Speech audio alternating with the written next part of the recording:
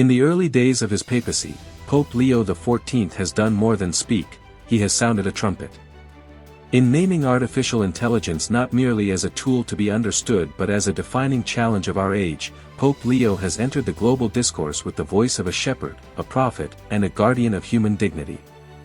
Just as Pope Leo XIII in Rerum Novarum confronted the upheaval of the First Industrial Revolution, a time when machines began to reshape human labor and social structures, so now does Pope Leo XIV confront the AI revolution, in which algorithms threaten to reshape something even more fundamental, the human person.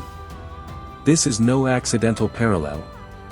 By choosing the name Leo, the new pontiff consciously aligns himself with a tradition of bold engagement with modernity, not in rejection, but in redemptive critique.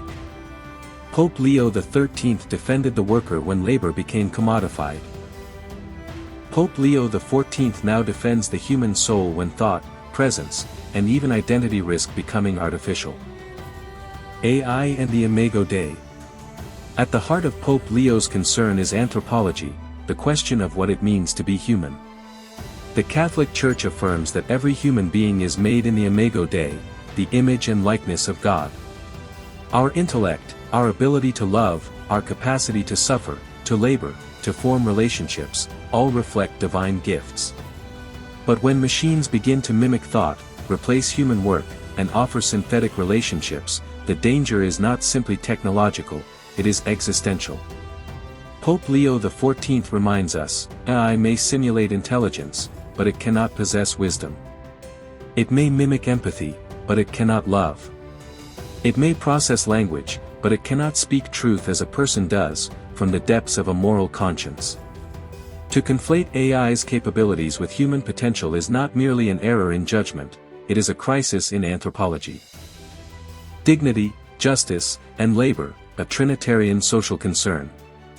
Pope Leo has wisely framed the Church's response around three pillars: human dignity, justice, and labor, a Trinitarian social concern echoing the structure of Rerum Novarum and extending into our digital epoch. Human dignity is at stake when AI-generated media creates deepfakes, impersonates public figures, and floods the digital commons with disinformation. A world where truth can be fabricated by code is a world where trust, the foundation of human community, collapses. Justice is threatened when economic systems leverage AI to automate intellectual labor without equitable solutions for those displaced. If teachers, doctors, and artists are replaced by software, who will bear the burden of meaninglessness, of being left behind not in muscle but in mind? Labor, once redefined by machines, is now being reshaped again. But the Church teaches that work is not just functional, it is spiritual. Through labor, we participate in God's creation. To reduce work to efficiency is to forget that work sanctifies. When AI disrupts the nature of labor, it must not disrupt the dignity of the worker. The artificial companion, a false Eucharist. Perhaps most prophetically, Pope Leo and theologians like Father Michael Baggett have raised alarm about AI's encroachment on relationships. AI companions, designed to simulate friendship, intimacy, even love, are being offered as substitutes for authentic human connection. What we are witnessing is the creation of digital sacraments, rituals of affirmation and artificial presence that risk replacing the real. This is a distortion of the Eucharist itself. In the Eucharist, Christ is truly present, body, blood, soul, and divinity. In AI companions, presence is an illusion, they offer neither self-gift nor sacrifice. They feed our loneliness with illusion, not communion. Pope Leo XIV is right to warn that such substitutes could lead people away from the hard but holy path of authentic relationships, those marked by patience, forgiveness, and vulnerability. The Church, expert in humanity, beacon for the digital future.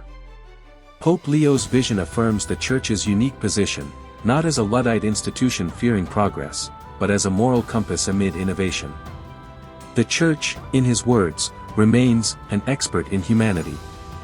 When the world marvels at what AI can do, the Church must continue to ask, what does this mean for the human person?